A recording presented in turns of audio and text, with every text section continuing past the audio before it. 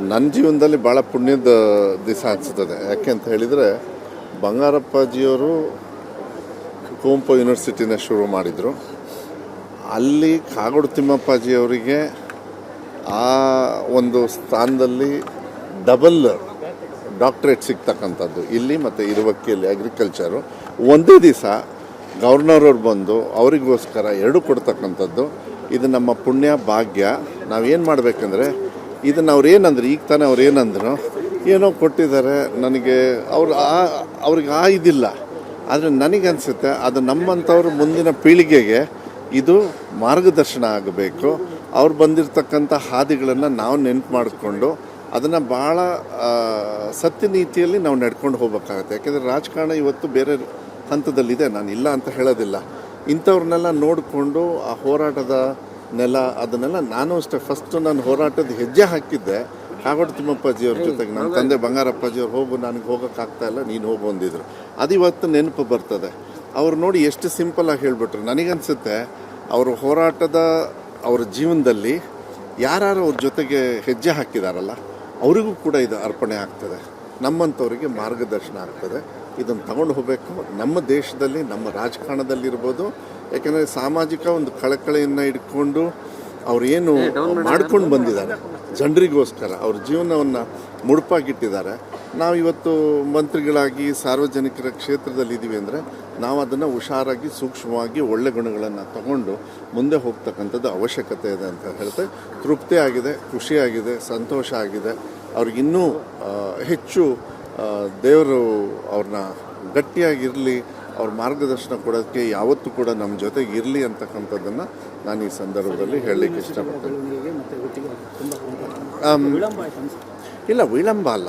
ಏನಾಗ್ತದೆ, ನಾನು ಇವತ್ತು ಬೆಳಗ್ಗೆ ಗವರ್ನರ್ ಅವ್ರ ಜೊತೆ ಭೇಟಿ ಮಾಡಿ ಅವ್ರ ಜೊತೆನೂ ಕೂಡ ಮಾತಾಡಿದೆ. ಪ್ಲಸ್ ಎಲ್ಲ ನಮ್ಮ ಸಿಂಡಿಕೇಟ್ ಮೆಂಬರ್ಸ್ ಜೊತೆಗೆ ಒಂದು ಚಿಕ್ಕ ಮೀಟಿಂಗ್ನು ಕೂಡ ಕ್ವಿಕ್ಕಾಗಿ ಮಾಡಿದ್ವಿ. ಅದನ್ನೇ ಅವ್ರು ಲಾಸ್ಟಿಗೆ ಹೇಳಿದ್ದು. ಮುಂಚೆ ಭಾಳ ವರ್ಸ್ಟ್ ಸಿಚುವೇಶನ್ ಇತ್ತು, ನಿಮಗೂ ಚೆನ್ನಾಗಿ ಅರ್ಥ ಮಾಡ್ಕೊಳ್ಬೇಕಾಗತ್ತೆ. ಭಾಳ ವರ್ಸ್ಟ್ ಸಿಚುವೇಶನ್ ಇತ್ತು.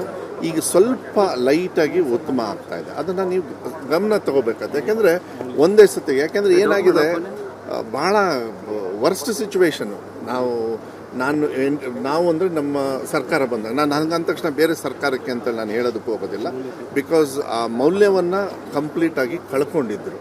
ಆ ಮೌಲ್ಯವನ್ನು ಮತ್ತೆ ತರ್ತಕ್ಕಂಥದ್ದು ಒಬ್ಬ ಶಿಕ್ಷಣ ಸಚಿವನಾಗಿ, ಯಾಕೆಂದೆಲ್ಲ ಮುಗಿಸ್ಕೊಂಡು ಇಲ್ಲಿಗೆ ಬರ್ತಾರೆ. ಬಂಗಾರಪ್ಪಾಜಿಯವ್ರು ಶುರು ಮಾಡಿದ್ದು, ರಾಷ್ಟ್ರಕವಿ ಕುವೆಂಪು ಅವರು ಶುರು ಅವ್ರ ಹೆಸರಲ್ಲಿ ಮಾಡಿರ್ತಕ್ಕಂಥ ಇಂಥ ಒಂದು ದೊಡ್ಡ ಒಂದು ಯೂನಿವರ್ಸಿಟಿನ ಏನು ಓಡಾಡೋಕ್ಕೆ ಖುಷಿ ಆಗ್ತದೆ. ಇಂಥದ್ದನ್ನ ಇದೆಲ್ಲ ಉಳಿಸ್ಕೊಂಡು ಬೆಳೆಸ್ಕೊಂಡು ಹೋಗ್ತಕ್ಕಂಥ ಕೆಲಸವನ್ನು ಮಾಡಬೇಕಾಗ್ತದೆ. ಸೂಕ್ಷ್ಮವಾಗಿ ಮೊನ್ನೆ ಕ್ಯಾಬಿನೆಟಲ್ಲಿ ಯಾವ ಯೂನಿವರ್ಸಿಟಿಯಲ್ಲಿ, ಯಾಕೆಂದರೆ ಬಂಗಾರಪ್ಪಾಜಿಯವರು ಶುರು ಮಾಡಿದ ಮೇಲೆ ಯಾವತ್ತು ಎಷ್ಟು ಪೋಸ್ಟ್ ಆಗಿದ್ವು, ಅದಾದಮೇಲೆ ಒಂದು ಪೋಸ್ಟು ಆಗಿಲ್ಲ, ಇಲ್ಲಿ ಸ್ಯಾಂಕ್ಷನ್ನೇ ಆಗಿಲ್ಲ. ಕೆಲವು ಕೋರ್ಸಸ್ನು ವಿಡ್ರಾ ಆಗಿಬಿಟ್ಟಿದೆ ಓಪನ್ ಯೂನಿವರ್ಸಿಟಿಗೆಲ್ಲ. ಈಗ ಎನಿವೆ ನಾವು ಈಗ ಆಗಿರೋದಂತೂ ಆಗಾಯಿತು, ಹಿಂದೆ ಎಲ್ಲ ಮಾಡಾಯಿತು. ಮುಂದೆ ತಗೊಂಡು ಹೋಗ್ತಕ್ಕಂಥ ಇಂತಹ ದೊಡ್ಡ ಒಂದು ಸಂಸ್ಥೆಯನ್ನು ಉಳಿಸ್ತಕ್ಕಂಥ ಜವಾಬ್ದಾರಿಯನ್ನು ನಾವು ನಮ್ಮ ಸರ್ಕಾರದಿಂದ ಮೊನ್ನೆ ಸೂಕ್ಷ್ಮವಾಗಿ ಮುಖ್ಯಮಂತ್ರಿಗಳ ಎದುರುಗಡೆ ಕ್ಯಾಬಿನೆಟಲ್ಲಿ, ಜನರಲಿ ಸ್ಟೇಟಲ್ಲಿ ಕೆಲವು ಸುಮಾರಷ್ಟು ತೊಂದರೆಗಳಾಗಿರ್ತಕ್ಕಂಥದ್ದನ್ನು ನಾವು ಚರ್ಚೆ ಮಾಡಿದ್ದೀವಿ. ಅದಾಗಬೇಕು.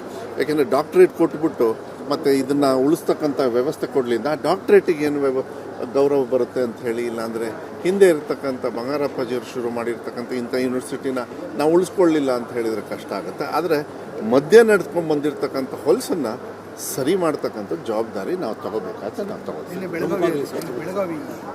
ತುಂಬ ನಿನ್ನೆ ಅಲ್ಲಿ ಒಂದೊಂದು ಕ್ಷಣಗಳು ಕೂಡ ಮಹಾತ್ಮ ಗಾಂಧಿಯವರ ಆ ಟೋಪಿಯನ್ನು ಹಾಕಿ ಅಲ್ಲಿ ನೋಡಿದಾಗೆಲ್ಲ ನಮಗೆ ಒಂದೊಂದು ಸೆಕೆಂಡು 100 ವರ್ಷದ ಹಿಂದೆ ಹಿಂಗೆ ಇರ್ಬೋದಪ್ಪ ಇಲ್ಲಿ ಅಂತ ಅನಿಸ್ತಾ ಇತ್ತು. ಇವತ್ತಾದರೆ ಮೈಕ್ ಐತಿ, ಡಿಜಿಟಲ್ ಸ್ಕ್ರೀನ್ ಇದೆ, ಕ್ಯಾಮ್ರಾ ಇದೆ, ಏನೇನೋ ವ್ಯವಸ್ಥೆ ಇದೆ, ವೆಹಿಕಲ್ಸ್ ಇದಾವೆಲ್ಲ. ಆ ಹೊರಗಡೆಯಿಂದ ಒಬ್ಬೊಬ್ರು ನೋಡ್ಬೇಕಾದ್ರೆ ನಾವು ನೆನೆಸ್ಕೊಳ್ತಾ ಇದ್ವಿ. ಅವಾಗೆಲ್ಲ ಕಚ್ಚೆ ಪಂಜೆ ಹಾಕಿ ಅವರು ಡ್ರೆಸ್ ಹಾಕ್ಕೊಂಡು ಹೆಂಗೆ ಅವರು ಅಧಿವೇಶನಕ್ಕೆ ಜನರು ಬಂದಿರ್ಬೋದು. ಇಡೀ ಬೇರೆ ಬೇರೆ ಇದರಿಂದ ಆಮೇಲೆ ಮಾಹಿತಿ ಹೆಂಗೆ ಹೋಯ್ತೋ ಗೊತ್ತಿಲ್ಲಪ್ಪ. ಆ ಟೈಮಲ್ಲಿ ಅಷ್ಟೋ ಜನರು ಸೇರಿ ಒಂದು ದೊಡ್ಡ ACC ಸೆಷನ್ನ ಮಾಡ್ತಕ್ಕಂಥದ್ದನ್ನು ಇವಾಗಾದರೆ ವಾಟ್ಸಾಪಿಗೆ ಹಾಕಿದರೆ ನಾಳೆ ಬೆಳಗ್ಗೆ ಬಸ್ ಹತ್ಕೊಂಬರ್ತಾರೆ. ಆದರೆ ಅದನ್ನು ಹೆಂಗೆ ಮಾಡಿದರು ಅನ್ನೋದನ್ನ ಯೋಚನೆ ಮಾಡೋಕ್ಕಾಗೋದಿಲ್ಲ. ಇದೆಲ್ಲ ಇಟ್ಕೊಂಡು ನಾವು ಹೇಳೋದು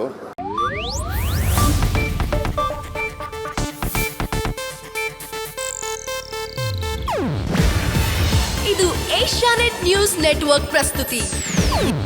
ನೀವು ನೋಡ್ತಿದ್ದೀರಾ ಏಷ್ಯಾನೆಟ್ ಸುವರ್ಣ ನ್ಯೂಸ್.